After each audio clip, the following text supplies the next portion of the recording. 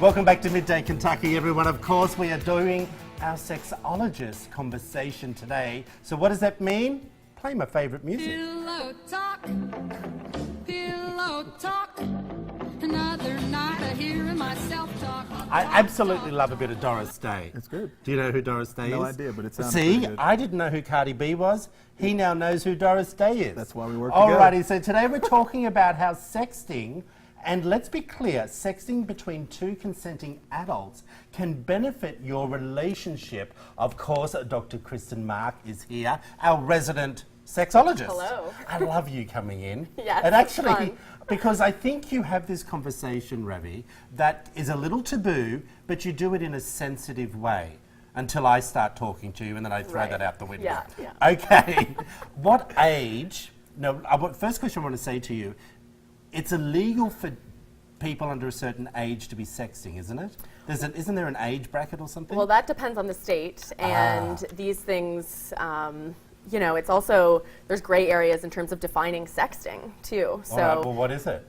well, on. the context that we're going to talk about it today is more in the context of sort of longer-term relationships and the ways in which you can utilize this technology to text each other by maybe you're sending pictures, but be careful with that. We can talk about that. And then maybe you're sending, maybe you're sending each other just like, here's some things I want to do. Here's some things I want to try. Texting offers an opportunity to do that in a way that's maybe less intimidating. Okay. Yeah. It's definitely good. You hear, well, I'm just saying, you hear about, sexting amongst teens, but you're talking about sextings with adults. So Yeah. wives, husbands, Right. intimate others. Yeah. Is that something that is good for a relationship? Yeah, so sexting gets a bad rap, right? We hear about the term sexting and we're like, oh, you automatically think about these kids getting in trouble with sending inappropriate messages Or to each certain other. politicians, people. Right, or that, sure. Just We're as gonna common. go there. Or NBA players. Yeah. Yeah, all of it. So it really gets a bad rap, but there's been some studies that have been done to suggest that actually this can be used in a really positive way in relationships because it offers an opportunity that's less threatening to Okay. bring up topics that you don't normally bring up. And let's be honest about that. Like, I'm not a prude. Sure. Okay, and I think that's okay to do that with your loved one. I'm a little nervous about doing it if you were just in a beginning of a relationship because you never know what that other person's level of acceptance is.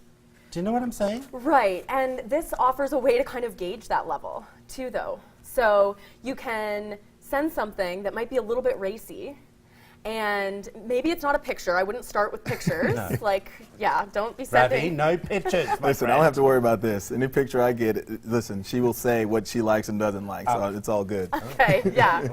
So clear communication in your relationship. Yeah, So there maybe you go. you don't have the same sort of barriers to communication that a lot of couples have, but it's so hard to talk about sex with somebody, which is one of the reasons we come here and talk about it. Well, I think the most important thing is, Ravi, you actually said something that, you know the level. You know what is acceptable, what isn't acceptable, and what are some guidelines that we should be telling our audience if they want to send their husband a cute little picture while they're at the office or something.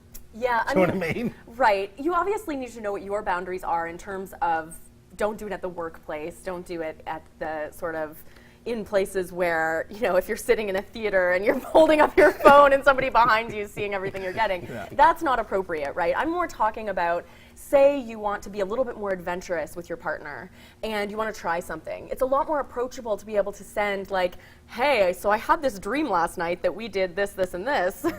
And then you can gauge their acceptance of that or gauge their interest in that. And I think that provides a way to talk about these difficult to discuss things that can really enrich your relationship. And there's been research to show that they've even tried, actually a researcher here from University of Kentucky tried to use this as a couples therapy intervention where they told couples to use sexting in their relationships and these couples ended up finding this to be really pleasurable. It increased their satisfaction in their relationship and also increased the extent to which they were on the same page. Do you have one more quick question? That's extremely interesting, though. I have questions for her off camera, though, because I was wondering about the research and then things like that. Because, Yeah. you Don't wanna text keep it. things, no, I'm not texting it, but you want to keep things spicy and interesting. sexting, so I know that we'll talk later off camera. You can give me some Okay, more tips. okay. Help me out. Okay. Oh, it looks like I'm doing the rest of the show on my own, everyone. Thank you for coming in. Of course, we love everything that you bring to the table. Thank you Thanks. so much. Yeah, if you want to thanks so find out much. more information, let's pop good it all up on the screen for you now. If you want to find out about KristenMark.com, Twitter and phone number as well.